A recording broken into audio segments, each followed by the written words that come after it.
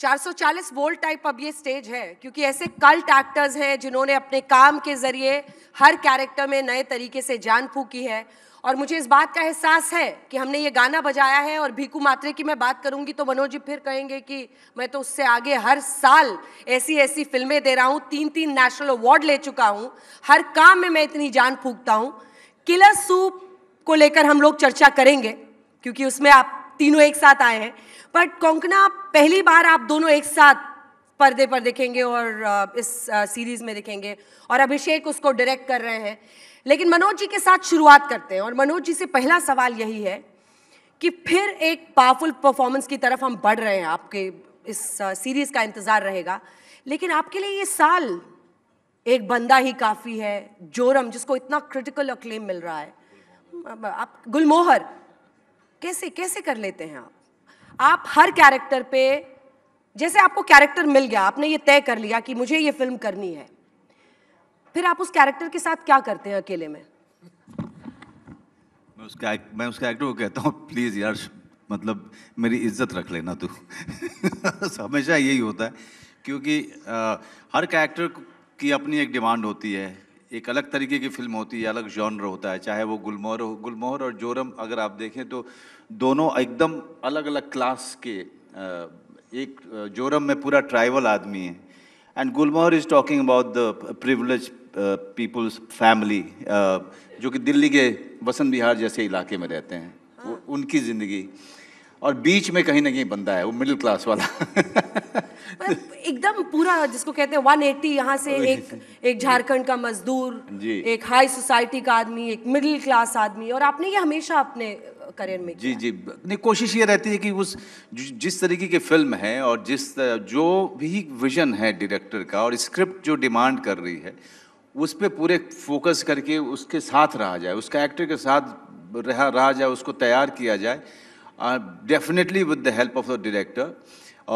और फिर उसको जब तक की शूटिंग ना ख़त्म हो तब तक उसको एक्सप्लोर किया जाए। You know, that's the whole thing, क्योंकि ये नेवर एंडिंग होता है। ये कभी हो ही नहीं पाता है कि मैंने तैयार किया या मैं डायरेक्टर के साथ मिल करके रीडिंग किया, सारे एक्टर्स ने मिल के रीडिंग किया और कैरेक्टर तैयार हो गया। एक्चुअली होता नहीं है, बिकॉज वहाँ शूटिंग जब शुरू होती है तो एक अलग ही प्रोसेस शुरू हो जाता है, उसको खोजने का, उसको एक्सप्लोर करने का।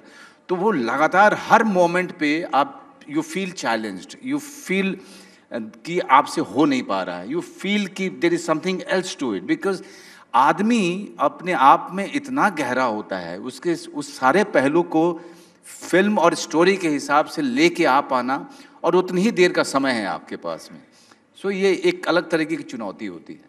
आज यहाँ पर नेशनल अवार्ड्स की गिनती करना मुश्किल है कि कितनी किसको मिली है, तो कोंकणा आपके पास आते हुए, क्या आपको भी स्लीपलेस नाइट्स देते हैं कुछ कैरेक्टर्स? क्या आपको भी आपकी नींद उड़ती है कि उसका कुछ न्यूआंसेस ऐसे होने चाहिए, वैसे होने चाहिए, मिस्टर मिसेस आईआर से लेकर ओमकारा, आप भी जो न्यूआंसेस अपने हर कैरेक्टर को देती हैं, that makes you a great actor? Thank you so much. But you know, largely I think a lot of the credit goes to the writer and the director, because you know, sometimes when characters are really well fleshed out and they have found the right place in the story, the work of the actor becomes so much easier. You know, it's so much more believable. So, and you know, earlier also we were talking, is many times in a performance what happens is, there are so many other elements in a performance, you know, other than just the actor, what that lighting is, what music you introduce, where, what time, you know, those kind of things also become very important. I've been very lucky. In both Mr. and Mrs. Iyer and Omkara you mentioned, I've had to play characters who are very removed from me. So I have had to learn a Tamil accent or this Western UP accent, which as a Bengali, it's very daunting. But a lot of preparation, lot of rehearsal, really good co-actors, really good writers, directors, you know, all of these things together, I think they make a performance. And otherwise you'll have sleepless nights for sure. है ना? अभिषेक, आपके लिए कितना मुश्किल होता है जब इस तरह के एक्टर्स के साथ आपको काम करना है, and your body of work itself is so huge, Omkara जैसी फिल्म, तो बतौर डायरेक्टर, और ये मैडम तो डायरेक्टर भी हैं, तो एक डायरेक्टर कम एक्टर को, एंड आपकी एक थिंकिंग समझना चाहते हैं जब आप ऐसे अलग तरह की फिल्में बनाते हैं, जब आप चाहते हैं कि वो भी बिग स्टारर फिल्म हो लेकिन अलग हो, उसमें टिपिकल स्विट्जरलैंड की पहाड़ियों पर बर्फ में शिफॉन में कोई नहीं डांस करेगा, लेकिन उन फिल्म्स का इम्पैक्ट उनसे भी कहीं ज़्यादा होगा। जी, एक्चुअली डायरेक्टर का काम मुश्किल तब होता है जब उनके एक्टर्स ख़राब होते हैं। जब एक्टर्स अच्छे होते हैं तो बड़ा आसान हो जाता है काम, as a matter of fact. लेकिन एज फार एज मनोज भाई एंड कोंकणा कंसर्न, मेरा रिश्ता इनसे काफ़ी पुराना भी है। ये तीसरी फिल्म मैं कर रहा हूँ मनोज भाई के साथ, और Konkona and we I go back a very long way. हमने ओमकारा में साथ काम किया, डेथ इन द गंज में भी मैं शामिल था, एंड देन सूप। तो एक पर्सनल कनेक्शन का जहाँ तक बात है वो तो ऑलरेडी हुआ था। वो तो ऐसा नहीं था कि हमें कोई आइस ब्रेक करनी थी, हमें सीधे मुद्दे पे आना था कि हम बना क्या रहे हैं। हालांकि ये शो थोड़ा पेचीदा ज़रूर है, क्योंकि एकदम कोई रियलिस्टिक स्टाइल नहीं है इस शो का। तो परफॉर्मेंस का भी जो पिच है वो डिसाइड करना बड़ा मुश्किल था। तो आपने सूप से इसको किलर सूप कर दिया। हाँ, क्योंकि है ही ऐसी टेढ़ी कहानी, टेढ़ी खी रही है। तो एनीवे, तो जब मैं मनोज भाई के साथ बड़ी परेशानी होती थी कि उनको थोड़ा ओवर एक्टिंग करनी है, लेकिन इतनी नहीं करनी है कि वो खराब लगे। तो वो बैलेंस बनाने में वो बड़े परेशान रहते थे। वो जो कह रहे हैं ना कि वो हमने करीब 100 दिन शूट किया, 100वें दिन भी परेशान थे कि यार ये हो नहीं पा रहा, मेरे ख्याल से मेरी बेइज्जती होने वाली है। तो वो अभी भी शो आने वाला है, तो खैर तभी रिमूव होगा वो डर। बट एक्चुअली यू नो, हालांकि मुश्किल शो था, उसकी पिच पकड़ना, उसका सुर पकड़ना बड़ा मुश्किल था, लेकिन परेशानियों के बावजूद शूटिंग करने में और उसको बनाने में बहुत मज़ा आया हमें। I'll be honest with you. Yeah. And comparatively Konkona के साथ काम करना कैसा है? कोंकणा के साथ भी बड़ा आसान, बहुत आसान है काम करना। एंड वो दोनों ये एक्टर ऐसे हैं जो बताते नहीं कि हम तैयारी करके आए हैं, ऐसे आ गए हैं। हाँ। लेकिन तैयारी बहुत तैयारी करके आते हैं, जो जताते नहीं है। केयरलेसली ब्रिलियंट दिखने के लिए, है ना? हाँ। मनोज जी, अब बताएं आप, ये अब उन्होंने पोल खोल दी है कि आप परेशान होते हैं कि ये मैंने ठीक नहीं किया है। नहीं, बहुत ज़्यादा सेल्फ क्रिटिक होना बहुत ज़्यादा। मैं कुछ ज़्यादा ही हूँ, मैं कुछ ज़्यादा ही हूँ। वो खुशी भगवान ने जो है वो वाला जो है ब्लेसिंग दिया नहीं है कि तू जो है सुख में भी दुखी रहेगा। कुछ भगवान ने दे दिया है मुझे। अब मेरे ख्याल से वो सारे आर्टिस्ट के साथ में शायद ये होता होगा, क्योंकि यू आर नेवर सेटिस्फाइड। वो जब आप अपने आप को मॉनिटर पे देखते हो या अपना काम देखते हो तो आपको लगता है कि यार यहाँ पे कुछ ये कर सकता था, यहाँ पे ये कर सकता था, बट यू ऑल्सो रियलाइज कि यार टाइम जा चुका है, now it's going to release, और now we have to promote the film. तो उसके बाद से आप हेल्पलेस होते हैं, but it's never ending. As long as you are evolving, as long as you are thinking about your mistakes, as long as you want to do things more, you want to learn more, मुझे लगता है कि ठीक है, I'm ready to live with this course. Yeah. अब मैं आप तीनों के जर्नी के बारे में ज़रा बात करना चाहती हूँ before I go to Killer Soup. Manoj ji Narkatiaganj से, आप कोलकाता से, आप रांची से। बहुत आसान तो सफ़र रहा नहीं होगा, फिल्म इंडस्ट्री में जाना, अपनी पहचान बनाना, अपना काम करना, और आप तो वहाँ से दिल्ली आए। और NSD वाला पूरा आपका एक्सपीरियंस बहुत ज़्यादा एक वक्त पे ट्रॉमेटिक भी बना। हाँ, और अब आप भयावह। और आज वो दिन भी है जब आप विजिटिंग फैकल्टी के तौर पर पलकों पर बिछाकर रेड कार्पेट से वहाँ एंट्री करते हैं। शायद बहुत सारे ऐसे लोग होंगे जो एस्पायर करते हैं। तो वो जर्नी जो उस वक्त था कि NSD में किसी तरह से हो, पहला साल तो बहुत ही मुश्किल था। बहुत मुश्किल था, बहुत ज़्यादा। Just to come to terms with the rejection, because मेरे पास प्लान बी था ही नहीं। तो मैं अपने गांव में 14 साल की उम्र में मैंने एक इंटरव्यू पढ़ा था नसीर भाई का, और फिर राज बब्बर साहब का, और सबके सब यही बोल रहे थे कि यार नेशनल स्कूल ऑफ ड्रामा करके वहाँ डिप्लोमा मिलता है। तो पहले तो मुझे समझ ही नहीं आया कि थिएटर में डिप्लोमा कैसे मिल सकता है। मेरे लिए थिएटर जो था वही था जो हम लोग स्कूल में करते थे, या फिर रामलीला हम जो देखते थे वही थिएटर होता था। तो जब मैंने मन बना लिया कि मैं अपने माँ बाप को अभी बताऊंगा नहीं, और ये बोलूँगा कि मैं जाकर के दिल्ली यूनिवर्सिटी से आर्ट्स करूँगा और UPSC की तैयारी करूँगा, और मैं SP कलेक्टर बनने की कोशिश, बेसिकली उसके सपने, वो सपना मैंने उनको दिखा दिया। वो बेचारे भोले भाले लोग गाँव के मान गए, और मैंने उनको बेवकूफ़ बना दिया, और मैं दिल्ली आ गया। लेकिन दिल्ली में उतरा हूँ, उसके बाद अंजना मैं लगातार सेकेंड डे से ही मुझे स्ट्रीट थिएटर ग्रुप मिल गया। उसके बाद मैं लगातार थिएटर करता रहा, इसी होप के साथ कि मैं जैसे ही ग्रेजुएशन कंप्लीट होगा, बिकॉज वो एक रिक्वायरमेंट था नेशनल स्कूल ऑफ ड्रामा का, जैसे ही ग्रेजुएशन कंप्लीट होगा मैं उनके एडमिशन टेस्ट दूंगा। और मेरा हो जाएगा। मैं एकदम 3 साल मैंने बहुत मेहनत की थी। अराउंड 420 स्ट्रीट प्लेस के शोज़, अराउंड 3 to 4 प्रोसेडियम थिएटर, इतना सब करने के बाद मैं जा रहा था टेस्ट के लिए, और उन्होंने जो है रिजेक्ट कर दिया। नाउ अब मेरे पास में प्लान बी था ही नहीं, क्योंकि अब मुझे पता था कि मेरे बाप पूछेंगे कि व्हाट नाउ, मतलब अब तुम ग्रेजुएशन कर चुके हो, क्या करना चाहते हो। एंड जो भी मैं 200 रुपये भेजता हूँ तुमको, वो भी नहीं भेज पाऊँगा, because definitely he was helpless. उनके पास 5 और बच्चे थे पालने के लिए। तो जो प्लान बी नहीं होने के कारण मैं थोड़ा सा, मैं जैसे कहूँ कि मेरा ब्लैकआउट हो गया था कंप्लीटली। एंड उस ब्लैकआउट में 1 महीने तक मेरे दोस्तों ने मुझे, अभिषेक, उन्होंने जो है वो मेरे साथ रहते थे इस डर के साथ कि साला ये अपना कुछ कर न ले। तो they were so terrified of my condition, mental condition. Then someone told me कि यार मंडी हाउस में एक बहुत ही फेमस थिएटर ग्रुप है जो जिसमें सारे एनएसडी के एलुमनाई हैं।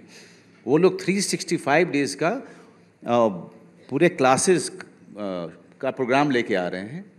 सो 2500 लगेंगे। उस समय 2500 बहुत बड़ी रकम होती थी।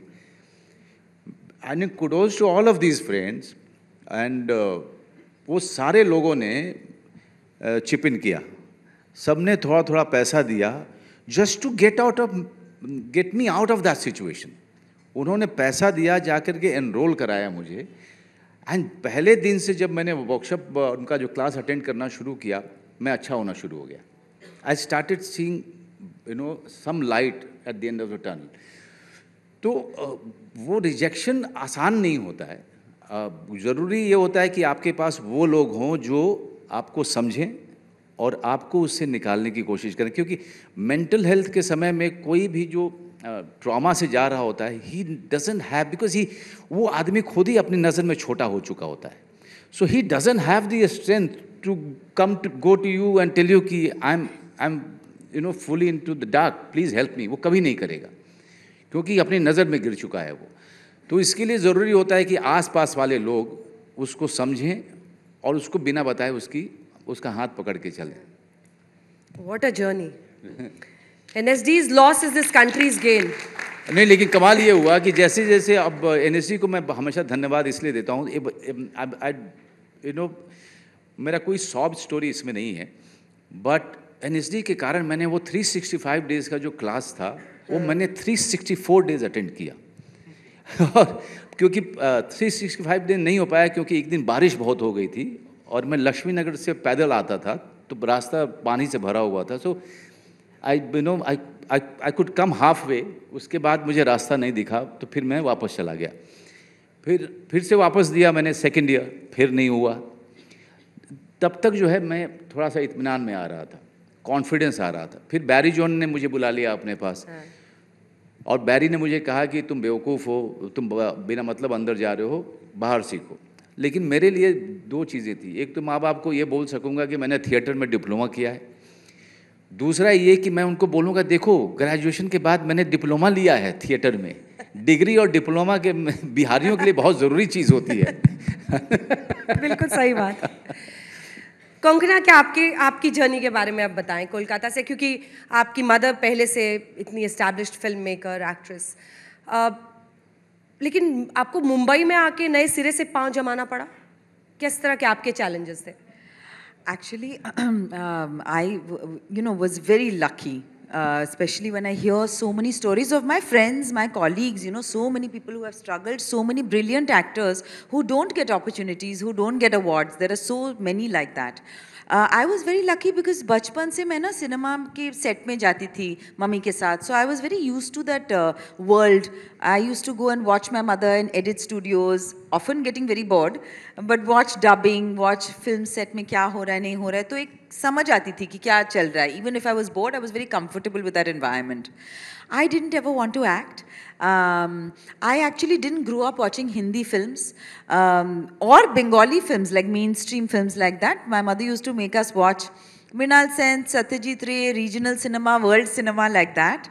And so I never thought that, I'll have a place in mainstream cinema. And even now, it's not like I feel like I belong to, you know, mainstream cinema or anything. I feel like an outsider. I'm very comfortable also being, you know, an outsider. And also being a Bengali. So I never saw myself like that. And I didn't ever want to be an actor. But because my mother is an actor, filmmaker, we had family friends. My grandfather's a film scholar. So I would act little bit here and there. And everybody used to keep saying, Ari, you're such a good actor, you must act. And I used to keep thinking, no, you know, they love me. That's why they are saying. Because they are my family, that's why they are saying. So I never believed them. And I was very shy. I was much bullied. School mein, you know, building friends and all. So I never thought that I could ever have a public personality or anything. And I never wanted it. And that helps. When you're not focused on the outcome, it's a very helpful, you know, liberating thing, because you're not like, this has to work, this film has to work, this must do well, everybody must love me. Ye tha hi nahi, luckily. You know, but what happened is later, as I got opportunities, I was lucky. And then the appreciation came much later, you know, the gratitude, the appreciation, the love for what you do, all of that crept in slowly later. And direction also I had never planned, but you know, lagta tha ki I should, I was thinking of a script, I was writing characters. You know, when I've had my baby, that time I didn't get too many acting offers. So I had time to sit and think and write with my father. So then I developed that Death in the Ganj ka story. And that's how even direction happened. It was nothing has been planned, which is good, because how much goes according to plan in life? Very little. So true. अभिषेक, जब आप मुड़ के Saint Xavier school के उस लड़के को देखते हैं तो आपको एहसास होता है कि तब कुछ ऐसा था दिमाग में कि एक दिन आप इतने ब्रिलियंट डायरेक्टर बनेंगे? आपके लिए सफ़र कैसा? जी, फिल्म बनाने का मूड तो आ गया था उस उम्र पे भी। जब मैं 11-12 साल का था तो क्योंकि मैं जिस एनवायरनमेंट से आता हूँ, मेरे घर पे फिल्मी वातावरण है। मेरे सारे, ना सिर्फ मेरे माता पिताजी, बट जो एक्सटेंडेड फैमिली भी है वो बहुत ही सनीमची है। तो सिनेमा की बातें बहुत हुआ करती थी, सीरियस विश्लेषण भी होता था, लेकिन थोड़ी सतही बातें भी टेबल पे ही होता था, कितनी रोटियां हैं। हाँ, उस टाइप की तो वो था। तो एक फैसिनेशन था सिनेमा को लेकर के।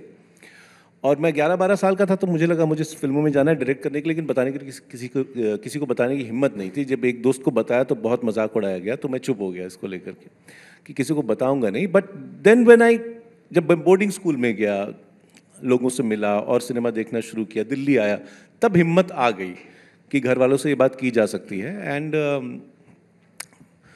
Fortunately for me, my parents were mildly amused, they were not against it. या उनको लगा लड़का हीरो बनना चाहता है, इस टाइप का उनको लगा। और बताया भी गया कि बेटा हमारी लंबा भी है, हाँ, बट हमारी हीरो वाली शक्लें नहीं है, ये बताया गया। लेकिन हाँ, लेकिन फिर भी चलो, मैंने कहा ना, मुझे कैमरे के पीछे ही काम करना है।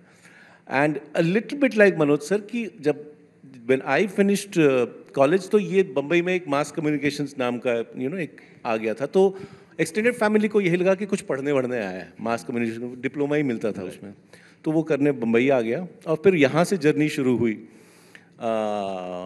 जर्नी तो एकदम नीचे से करना पड़ी, लेकिन फॉर्चुनेटली मेरे जनरेशन के जो फिल्म मेकर्स हैं, जो कि फिल्म फैमिलीज़ को नहीं भी बिलोंग करते, जो अपने दूर दराज से आए हैं, वो समय ख़त्म हो गया था कि चरनी रोड स्टेशन पे सोना पड़ा और चलने वाले ने मदद की तो डिनर मिला। वो जर्नी ख़त्म हो गई थी। अब हम लोग आकर के एक रूम रेंट करते हैं और स्ट्रगल शुरू होती है वहाँ से। So it was a pretty even journey like that. I took its time, and thanks to Vishal, who I met, who helped me in this journey. Rented room struggle. इनके बचपन का एक कुछ उनको याद दिला देती हूँ, उछलेंगे एकदम। 44वां। अरे ये सब बातें क्यों करती है? बता देते हैं। Konkona, do you know about it? जब ये when he was in school, इनका दिल एक लड़की पे आया, उसका रोल नंबर 44 था, तो इनको सब 44वां बोलते थे। तो बचपन से ही मतलब हाँ, बचपन से क्या मतलब? क्या मतलब ऐसा कब और सुना तुमने? अब किलर सूप पे आते हैं। किलर सूप अभी तो एम्बागो है, तो आप लोग जितना बताएंगे उतना ही हम लोग समझ पाएंगे। क्या है ये? सस्पेंस थ्रिलर है, सूप से किलर सूप बन गया। आपका कैरेक्टर क्या है? कुछ नेगेटिव शेड्स जैसा समझ में आ रहा है। आपके तीनों की नज़र से जानना चाहेंगे किलर सूप क्या है, क्यों देखें? बहुत बढ़िया। देखिए, तुम शुरू कर लो, ताकि हमको नहीं, हमको वहाँ से क्यों मिलेगा। किलर सूप, इसका नाम हालांकि पहले सूप था, अब किलर सूप है। किलर सूप एक एडजेक्टिव है जो थोड़ा सा इसको बताता है कि किस टाइप का सूप है ये। लेकिन ये बेसिकली कहानी की शुरुआत यूँ हुई थी, जो दिमाग में उपज हुई थी हमारे, कि एक औरत है जो दुनिया का सबसे बढ़िया पाया सूप बनाना चाहती है। यहाँ से बात शुरू हुई। अब यहाँ से पाया से वो रायता कैसे बनता है ये कहानी है। अच्छा, तो ये रेस्टोरेंट खोलना चाहती है, जो मैंने पढ़ा, रेस्टोरेंट अपना खोलना चाहती है। तो पाया सूप बना के रेस्टोरेंट खोलना चाहती है। कौन सा सूप बनाना चाहती है? पाया सूप होता है। अच्छा। दक्षिणी कुजीन का बड़ा फेमस वो होता है, और ये कहानी दक्षिण भारत में सेट है। अच्छा। तो ये एक फैमिली है जो बम्बई की फैमिली है, जो कि दक्षिण भारत में रहती है। तो इसमें इस शो में आपको हिंदी भी है, अंग्रेजी भी है और तमिल भी बहुत मिलेगी, बिकॉज जहाँ सेट है उसकी भाषा का भी इस्तेमाल किया गया है। और ये एक ब्लैक कॉमेडी है, थ्रिलर है, एक तरीके से समझ लीजिए हिंदुस्तानी थाली जैसी है, जिसमें सारी चीज़ों का, सारे भाव का मिश्रण है इसमें। तो ब्लैक कॉमेडी तो है ही, और ब्लैक कॉमेडी और थ्रिलर तो चल ही रहा है, but there is a epic romance between his character and hers, and which is the actually the जो कहानी का गर्भ वही है। हाँ, और स्पाइन वो है। हाँ, और सबसे जो बढ़िया कहूँ कि सबसे यूनिक जो चीज़ है वो ये है कि इस कहानी का सुर जो है वो बहुत यूनिक है। वो बहुत कम देखने को मिलता है, इस सुर पे कही गई कहानी, जिसमें आप देख तो रहे हो बड़ा खतरनाक दृश्य, लेकिन हंसी भी आ रही है। तो इस टाइप का ये एक नई चीज़ है जो आपको देखने को मिलेगी। और या मनोज भाई, आप यहाँ से प्लीज़ टेक ओवर। अपने कैरेक्टर के बारे में बताएं। किलर कौन है इसमें? सूप किलर है या कोई आदमी अभी किलर? आते हुए नेटफ्लिक्स वालों ने पीछे कान में कहा, किलर आज के संदर्भ में वो कहते हैं ना कि बड़ा किलर लग रहे हो यार, वो भी वैसा वाला। तो किलर सूप। तो किलर सूप तो ये बनाती हैं। तो जैसा कि उन्होंने कहा कि कोंकणा और मैं, हम लोगों का एक रोमांटिक एंगल भी है, और बाकी थ्रिलर है। मेरा किरदार जो है, सारी कहानी का जो है, जो होता है वो सब, सारी कहानी का जड़ वही है।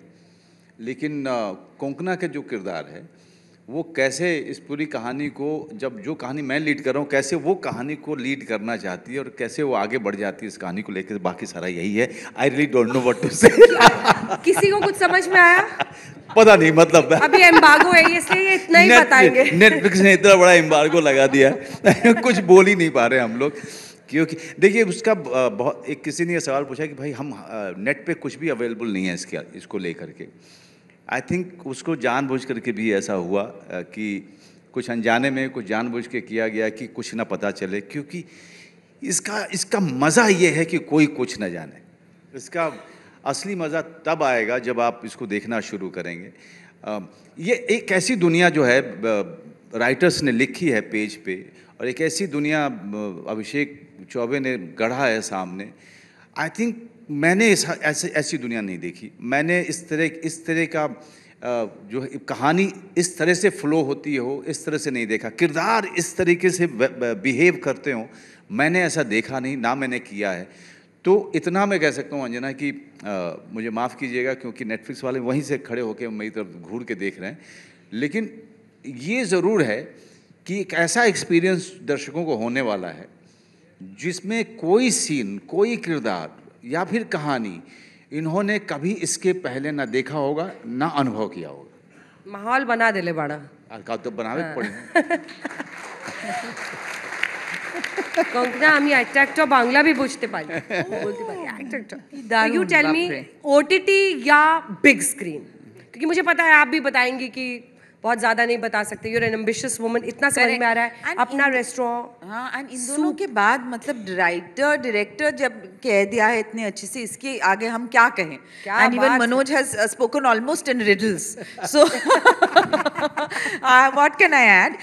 It's true, I want to say that, you know, that my character, her name is Swati Shetty, and she's slightly grey, you know, character, which I love because I never got a chance to play any grey characters because I seem to be exuding so much integrity. You know, I always played good, earnest, morally upright women, which I don't know if I am. You feel liberated now? Yeah, so I'm very happy. So we used to call her Shady, Swati Shady, because she's shady character. So I'm very happy to have played a little shady character so late in my career and gotten a chance to work with these two legends. Really, I've wanted to work with Abhishek for years, ever since his first film. Manoj and I have both been, you know, working in this industry for 20 years plus, and we've never had a chance to पहली work बार साथ together. में काम कर रहे हैं. Yeah, and also that Swati Shetty is actually. What is that thing about him that you think makes him such a great actor? Oh my God, what a tough question. I think maybe an understanding of human beings, of human behavior, and himself maybe. Very tough question. It's your time to reciprocate now. No, he's always क्या लगता है कि reciprocating. नहीं, मैं हमेशा से admire करता था, और बट ये था कि किसी ने चांस ही नहीं देना, किसी ने कोई कहानी सुनाई उस तरीके की जिसमें कि भाई कोंकणा भी हैं इसमें, इस तरीके की बात हुई ही नहीं। लेकिन जैसे ही अभिषेक ने ये मुझसे कहा कि कोको जो है वो उसका पार्ट होने के लिए तैयार हो गई हैं, इतनी खुशी हुई थी मुझे, क्योंकि मैं जानता हूँ जिस तरह का रोल भी है ये, very few actors actually could do this, could pull it off. इतना ग्रे है, इतना उसमें इतने लेयर्स हैं उस कैरेक्टर में। तो पहले तो खुशी हुई थी कि यार स्वाति शेट्टी का रोल करने के लिए कोंकणा जैसी एक्टर जो है आ गई है। Now you are rest assured कि she will take care of the whole thing. Thank you, ठीक है, time's up. तो हम लोग तो ऐसे ही दीवाने थे भाई उनके अभिनय के। तो देखिए बिहारी को माइक दीजिएगा तो फिर लगातार बक हम लोग इसी में महारत हासिल रखते हैं। कोको को बोलने दें आप 44वां। अब नहीं, वो तो हो गया उनका, तो इनका तो हो गया। नहीं हुआ था। अरे भाई नहीं हो शेडी गया था। स्वाति, लड़की I just wanted to say that we used to call her Swati Shady, and that was our fun nickname for her. That's all. So it was a nice experience आपके लिए। Yeah, it was great. I want to do more such roles. तो कितनी रातें खराब करनी होंगी इसको देखने के लिए? कितने एपिसोड्स हैं? 8 एपिसोड, 1-1 घंटा? नहीं 8 एपिसोड है, 40-45 मिनट के। 40-45 तो 1-2 रात में निपट जाएगी। हाँ, लेकिन भागती है कहानी, मजा आएगा, आप देखो प्लीज। मैं आप एक चीज की गारंटी दूं, अगर रात को कितने बजे से आप आती हैं न्यूज रूम से? 9:30-10 तक घर, 10 तक। समझिए 11 बजे देखना, आप बोलेंगे कि एक एपिसोड देख लेती हूँ, ठीक है? अगले दिन आप बहाना बनाएंगी इंडिया टुडे को कि मैं आज नहीं आ पाऊंगी। This is a real challenge coming now.